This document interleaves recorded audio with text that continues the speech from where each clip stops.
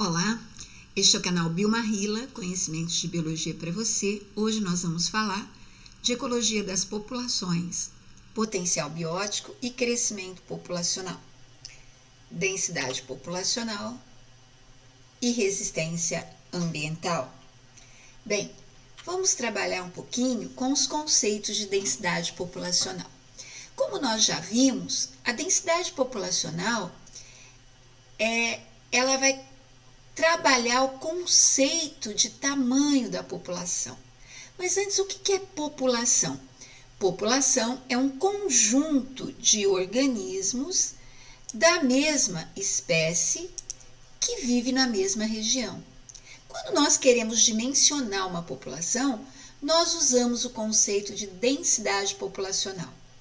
E nós definimos densidade populacional como sendo o número, a relação que existe entre o número de indivíduos de uma espécie e a área, o espaço, o volume, que essa espécie ocupa. Então, nós usamos uma fórmula matemática para isso. Densidade populacional é a relação, ou seja, a divisão do número de indivíduos em relação ao espaço que eles ocupam. Usamos área para ambiente terrestre, quando falamos desse espaço, e usamos volume quando o ambiente é líquido, quando o ambiente é aquático. Quando a gente usa esses conceitos de densidade populacional, nós podemos comparar as diferentes populações em relação ao espaço ou volume que eles ocupam em diferentes ecossistemas e em tempos determinados.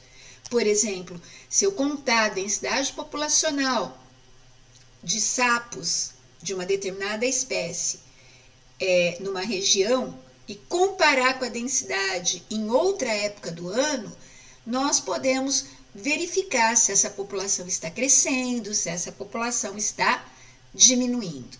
Tá? Então, a densidade populacional é a grandeza que nós utilizamos para verificar a quantidade de indivíduos em relação ao espaço que eles ocupam. E existem alguns fatores que interferem diretamente na densidade das populações. Quais são esses fatores?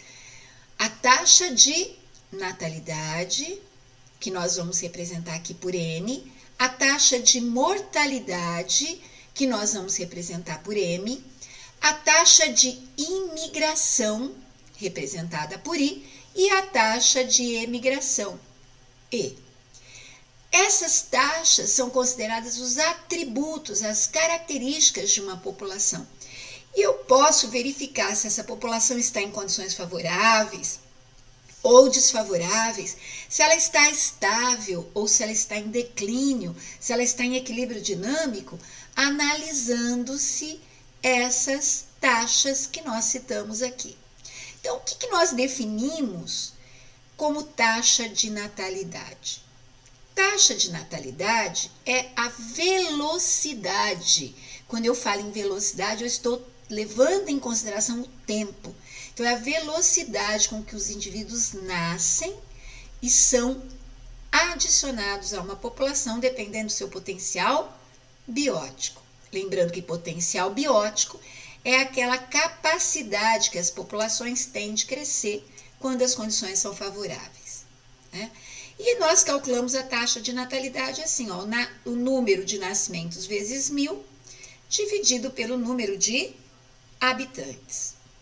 Bom, da mesma forma que eu tenho a taxa de natalidade, que é um fator de elevação de crescimento populacional, a outra taxa que nós consideramos como atributo de uma população é a taxa de mortalidade, que seria a velocidade com que os indivíduos morrem ou são eliminados por morte em uma população. E aí nós vamos levar em conta fatores como a predação, o parasitismo, as doenças, dentre outros fatores que podem interferir causando mortalidade dos indivíduos. Como é que eu calculo a taxa de mortalidade de uma população? Nós vamos calcular o número de óbitos, multiplicar esse número por 1000 e dividir pelo número de habitantes. Então vejam aqui um exemplo das taxas de natalidade e de mortalidade no Brasil, levando-se em conta os anos de 1945 e até uma suposição, né, uma previsão para 2045. Então, no período de 100 anos, o que nós esperamos em termos de taxa de natalidade e mortalidade? Então, olha, nós tínhamos aqui, ó, a taxa de natalidade muito alta no Brasil e uma taxa de mortalidade relativamente alta em 1945. Vejam que desde então nós tivemos algumas alterações aqui no Brasil, né? Por exemplo, houve uma redução na quantidade de filhos que as populações, que os casais tiveram, de maneira que nós tivemos um decréscimo na taxa de natalidade. Olha, nós tínhamos por volta de 45 o valor da taxa de natalidade em 1945. Quando nós chegamos aqui, ó, nós temos um número menor que 20, bem menor que 20, um pouco maior que 10, tá? Número de nascimentos vezes 1000 dividido pelo número total de habitantes. A mortalidade também decresceu, mas vejam que agora aqui, ó, quando nós esperávamos, a previsão que nós esperamos para 2045 é um número de mortos mais ou menos idêntico, um pouquinho menor só que o número de nascimentos, de maneira a considerar essa população mais ou menos estável, né? 2015 nós tínhamos uma mortalidade menor, né? Porém, ainda existe uma diferença grande entre as taxas de natalidade e mortalidade aqui, ó, pouco abaixo de 20, tá? Bem, quando a gente considera taxa de natalidade, nós temos um fator de crescimento populacional. Taxa de mortalidade, um fator de declínio populacional. Mas só isso interfere no crescimento de uma população ou na dinâmica de uma população ao longo do tempo e interfere na densidade populacional? Não. Nós também vamos considerar aqui os chamados fatores de dispersão, que são as taxas de imigração e emigração. Então vamos definir aí, ó, taxa de imigração. É a velocidade com que indivíduos provenientes de outros lugares entram numa população. Então, é a entrada de indivíduos numa população. Então, nós temos, por exemplo, que no início do século XX, se nós considerarmos a população humana, nós tivemos uma grande taxa de imigração, com a entrada principalmente dos europeus, né, que migraram para o Brasil. Quando nós chegamos nas décadas de 1980, 1990, o que já houve foi um aumento da emigração. E quando eu falo de taxa de emigração, nós vamos ter a velocidade com que os indivíduos saem, deixam a população e vão para outros lugares. Eu estou citando como exemplo as populações humanas, mas isso pode acontecer com qualquer população biológica, tá? Então, taxa de imigração, entrada de indivíduos, taxa de imigração, saída de indivíduos de uma população biológica. Vamos representar a taxa de imigração por TI, taxa de imigração por TE, taxa de natalidade por TN e taxa de mortalidade por TM. Pessoal, lembrando, ó, entrada de indivíduos e nascimento de indivíduos são fatores de crescimento populacional. Morte de indivíduos e saída de indivíduos são fatores de declínio populacional. Mas, afinal de contas, ao longo de um determinado tempo, as populações crescem, entram em declínio, o que acontece com elas? Então, a resposta é: depende. Depende do quê? Depende da comparação que a gente vai fazer entre os fatores de crescimento e os fatores de declínio. Então, num determinado tempo, vejam que aí nós estamos estabelecendo um limite de tempo. Num determinado tempo, se as taxas de natalidade, nascimentos, mais imigração, entrada de indivíduos numa população, forem maiores que as taxas de mortalidade e de emigração, nós vamos ter uma população em crescimento. Então, se eu somar quantos indivíduos nasceram e quantos entraram na população, e analisar quantos indivíduos morreram ou saíram e o número de crescimento, né, de natalidade e migração for maior, a população está crescendo. O que me indica, por exemplo, que as condições ambientais estão favoráveis para ela, tá? O contrário pode acontecer. Eu posso somar os fatores de crescimento populacional, natalidade e migração, e o valor obtido ser menor que as taxas, que a soma das taxas de mortalidade e emigração. Aí eu tenho uma população em declínio, né? Então, quando este número de crescimento é menor que o de declínio, a população está decaindo. O que me indica que as condições ambientais aqui estão com algum problema, tem algum fator ou alguns fatores interferindo de forma negativa no crescimento populacional. E, finalmente, nós temos uma situação em que, quando nós somamos os fatores de crescimento, natalidade e imigração, e os fatores de declínio, mortalidade e emigração, e eles são mais ou menos idênticos ao longo desse tempo, ou seja, esses números giram em torno de uma média e eles são mais ou menos iguais, ora um pouquinho maior que o outro, ora um pouquinho menor, mas sempre em torno de uma média. Nós temos uma população em equilíbrio dinâmico, uma população estável, né? Então, essa população nem está crescendo demais, nem está em declínio. O número de indivíduos dessa população flutua em torno de uma média, o que me indica o chamado equilíbrio dinâmico. Aí nós consideramos, tá, mas quais fatores podem interferir nas taxas de natalidade, de mortalidade, de imigração e de emigração? Vejam, gente, os fatores abióticos, não vivos, e bióticos que interferem na população vão regular o tamanho dessa população. São esses fatores que vão determinar se a população, se as condições estão favoráveis ou desfavoráveis para que a população cresça ou para que ela entre em declínio ou para que ela se estabilize. Então, quais são os fatores bióticos que atuam numa população?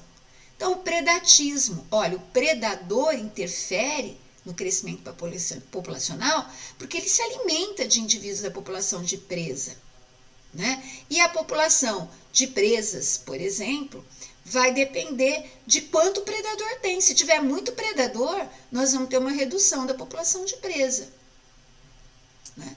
Mas se eu diminuir o predador, o que acontece com a população de presas? Aumenta.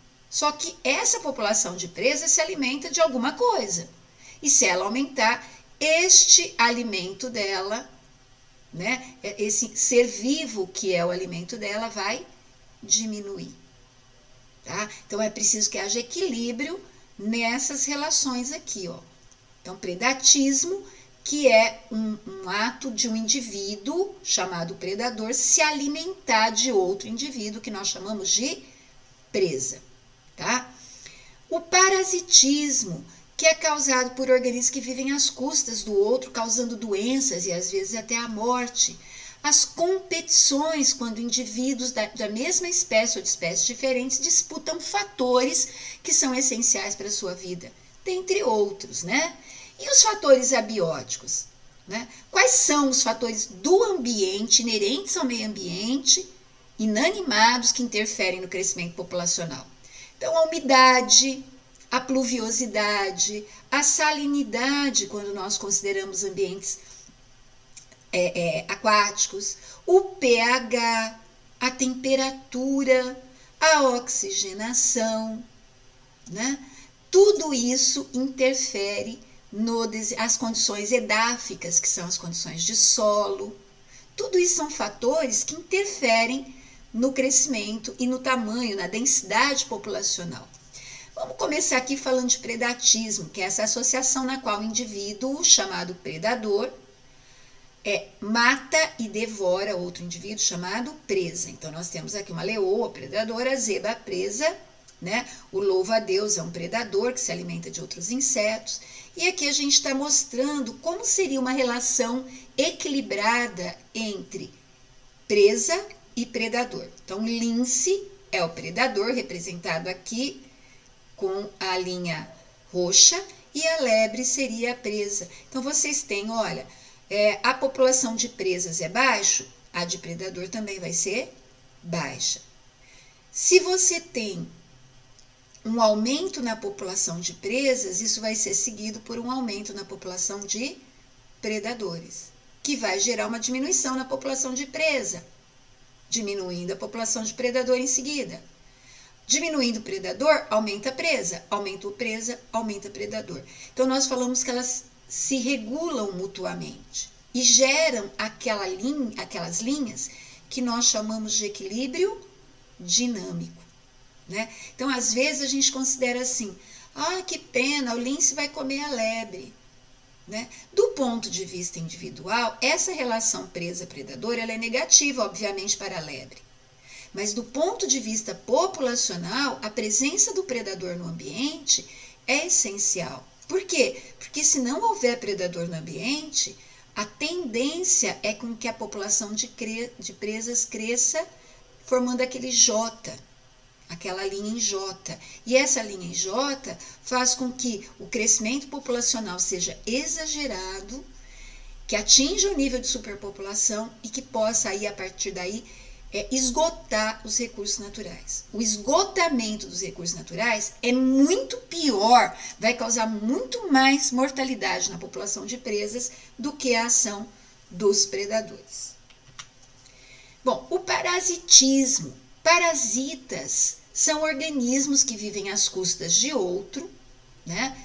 Podem ser animais, pode ser vermes, né, que são animais, podem ser insetos, podem ser micro-organismos como protozoários, como bactérias e podem ser vírus, né? O que acontece com o parasita? Parasitas são organismos que vivem às custas de outro organismo, sugando as suas energias, enfraquecendo o seu organismo e podendo levar o organismo à morte. Ao enfraquecer o organismo, fatalmente você tem uma redução da capacidade de reprodução. E claro, causando a morte do organismo, você também vai ter uma redução na população. Um exemplo aqui de parasito que está sendo muito problema na atualidade é o coronavírus, né? Que tem causado um alto índice de mortalidade na população humana neste ano de 2020. Né? Problema seríssimo que nós estamos vivenciando agora, né? Bom, outro fator que interfere é a competição. Competição pode ser intraespecífica, quando ela acontece entre indivíduos da mesma espécie, ou interespecífica, quando ela acontece entre indivíduos de espécies diferentes. Essa competição é uma disputa que ocorre entre organismos da mesma espécie ou de espécies diferentes, mas que vivem numa mesma região e têm o mesmo nicho ecológico, ou seja, eles têm os mesmos hábitos de vida, o horário do dia em que eles estão mais ativos, o tipo de alimento que eles utilizam. Plantas podem disputar, podem competir pela luz, por nutrientes minerais, pela água, né? E animais? Animais podem disputar alimento, o espaço, pode disputar, no caso de indivíduos da mesma espécie, parceiro sexual. E a competição é um fator que vai induzir a seleção natural. Por quê? Porque ela favorece os mais adaptados. E, gente, os mais adaptados não são necessariamente os mais fortes. São aqueles que têm maiores condições de sobreviver num determinado ambiente ou de se reproduzir num determinado ambiente. Se vocês considerarem aqui, ó, nessa população de girafas, as girafas mais altas, numa escassez de alimento na região mais baixa, elas têm mais chance de sobrevivência. Por quê? Porque elas conseguem alcançar as folhas das árvores, enquanto as girafas mais baixas não conseguem. Então, consequentemente, essas girafas podem ou sair da população, buscar outros lugares onde haja alimento, e nesse caso emigrar, ou elas vão morrer de fome. Então, de qualquer forma, saindo da população em busca de alimento em outro lugar, ou morrendo de fome, nós vamos ter um decréscimo do crescimento populacional. Outro fator que interfere é a disponibilidade de alimento e de espaço. né? Quando existe falta de alimento, normalmente o que ocorre? Aumenta-se as taxas de emigração dos animais, né? Por quê? Porque eles não precisam morrer ali, eles podem buscar alimento em outro lugar, né? E pode haver uma redução na taxa de reprodução, tanto de animais como de vegetais. De qualquer forma, a falta de alimento reduz a população. Outro fator que interfere, mas agora abiótico, né, é o espaço. Cada espécie de organismo necessita de um determinado espaço que a gente chama de espaço vital. Gente, esse espaço vital não é só o espaço onde eu vou poder sentar ou deitar, mas é o espaço necessário para que eu possa obter meu alimento, meu abrigo, né, para que eu possa extrair os recursos naturais necessários à minha sobrevivência. Quando que acontece problemas com relação ao espaço? Quando a densidade populacional fica muito alta, né? O que acontece quando a densidade populacional fica alta? Então, em algumas espécies ocorre o quê? Aumento na taxa de mortalidade, né? Por quê? Porque pode aumentar, por exemplo, a agressividade entre os indivíduos. Nas plantas pode reduzir a incidência de luz em alguns organismos, né? Pode ocorrer, por exemplo, a redução da reprodução, né? Então, a redução da taxa de natalidade ou a redução dos aspectos de reprodução em vegetais, por exemplo, podem ser uma consequência da falta de espaço, né? As populações desenvolvem comportamentos para compensar essa falta de espaço, reduzindo, que vai produzir uma redução no número de indivíduos.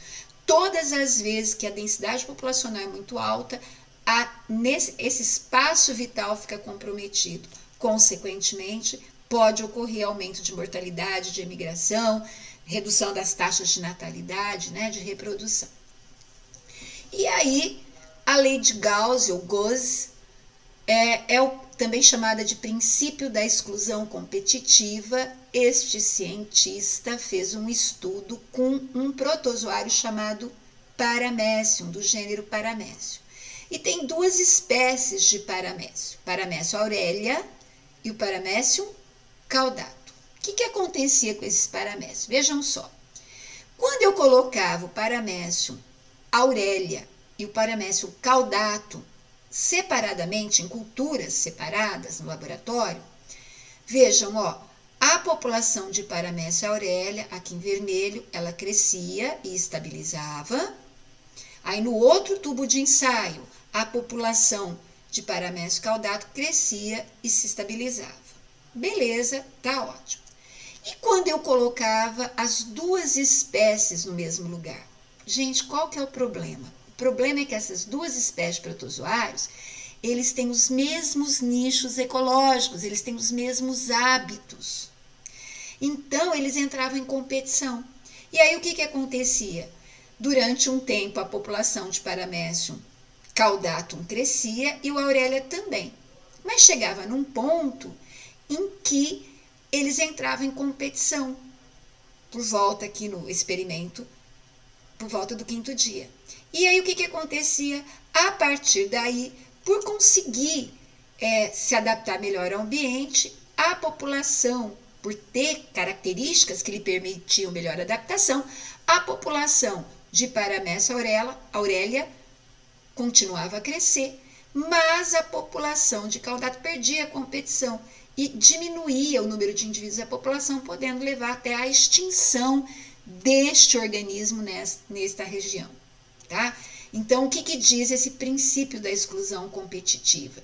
Em um ambiente estável, no qual os indivíduos se distribuem de forma homogênea, duas espécies com nichos ecológicos semelhantes não podem coexistir. Por quê? Porque eles vão competir. E se eles competirem, toda competição, nós vamos ter organismos que ganham essa competição e organismos que perdem. Ganhei a competição? Ótimo, minha população tende a aumentar. Perdi a competição? Aí eu tenho que dar um jeito. Ou eu vou conseguir o alimento, o abrigo, naquele lugar de outra forma, né? Ou eu vou mudar para outra região. Ou eu vou morrer, né? São algumas opções aí de quem perdeu a competição na luta pela vida. E vejam que nem sempre é o mais forte, é aquele que tem características que lhe permitem melhor adaptação a este meio. Então, quando um competidor sobrepuja, ganha do outro, né? O que pode acontecer? Este outro organismo que perdeu, ele vai gerar uma mudança comportamental, ele vai dar um jeito de se adaptar melhor, né? E ele pode até sair do ambiente, emigrar ou se extinguir, né? Do ambiente, daquela região onde houve a população. Não é necessariamente extinção na Terra, né? Mas extinção na região onde ocorreu a competição. Bom, então tem que dar um jeito dessas espécies que vivem numa região e têm nichos ecológicos semelhantes, delas coexistirem. Então a gente tem o princípio da coexistência. Olha aqui um exemplo da coexistência de espécies que têm nichos ecológicos semelhantes. Então a gente tem aqui um pássaro amarelo que se alimentava de insetos que estavam espalhados na árvore inteira, né? E aqui eu tinha do início só a população de pássaros amarelos, eles estavam felizes e contentes. Aí houve uma introdução de uma espécie invasora, os pássaros vermelhos, que se alimentavam dos mesmos insetos, né? E esses pássaros vermelhos, eles tinham uma vantagem, porque aqui, ó, na população original, nas condições originais, esses pássaros amarelos provavelmente tinham predadores, que continuaram predando. Mas o pássaro vermelho entrou que não tinha o predador dele. Então, o que aconteceu? Ele sobrepujou, ele ganhou a competição. Esses aqui tinham predadores e acabavam morrendo, e esses aqui ocupavam espaços que antes eram ocupados pelos pássaros amarelos. Bom, qual que é a solução para coexistir? Ora, se nós não aprendermos a coexistir, as duas populações diminuem e posteriormente uma delas vai aumentar, mas a outra pode até se extinguir. Então vamos dar um jeito de viver no mesmo ambiente, mas coexistindo de forma pacífica? Vamos fazendo o quê? Mudando alguma coisa. Por exemplo, ao invés de se alimentar aqui, ó, dos insetos localizados em todas as partes da árvore, os pássaros amarelos coexistiram com os vermelhos, fazendo o quê? Olha, eles ocupam as regiões superiores da copa e as regiões inferiores aqui, onde tem insetos que ficam na vegetação próxima. E os pássaros vermelhos, que constituem espécie invasora, se alimentam aqui, ó, dos insetos do caule da árvore, tá? Vejam, a introdução de uma espécie no meio ambiente, ela pode causar problemas para as espécies nativas. Por isso, nós consideramos a introdução de espécies ou espécies invasoras como uma forma de desequilíbrio ambiental. Com o tempo pode haver um reequilíbrio? Sim, mas de alguma forma vai haver uma nova realidade, né? E aí a gente tem que coexistir com essa nova realidade. Isso vale para plantas, para animais, vale para nós também. Bem, fechamos essa aula aqui, esperamos que você tenha gostado e voltaremos com mais slides e com mais temas de biologia em breve. Até mais!